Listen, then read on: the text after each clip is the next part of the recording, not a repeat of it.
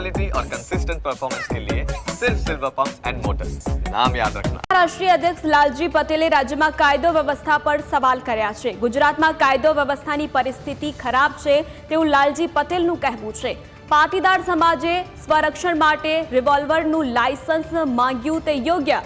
દરેક વ્યક્તિને પોતાની સ્વરક્ષાનો અધિકાર છે। કોઈ પોતાના રક્ષણ માટે લાયસન્સ માંગે તે યોગ્ય છે। પાટીદારો સુરક્ષાની જરૂર છે તો હથિયાર માંગવું ગુનો નથી તેવું તેમણે કહ્યું છે।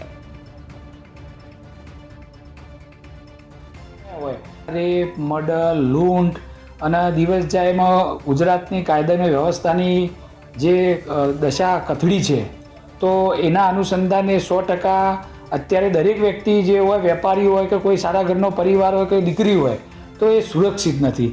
તો જે પાટીદારોએ અરજી કરી છે મને લાગે છે ખરેખર લાયસન્સ કાયદેસર રીતે મળતું હોય છે તો દરેકે અરજી કરી એમાં કોઈ ખોટી વાત નથી અને 100% દરેકે પોતાનું લાયસન્સ રાખવું જોઈએ।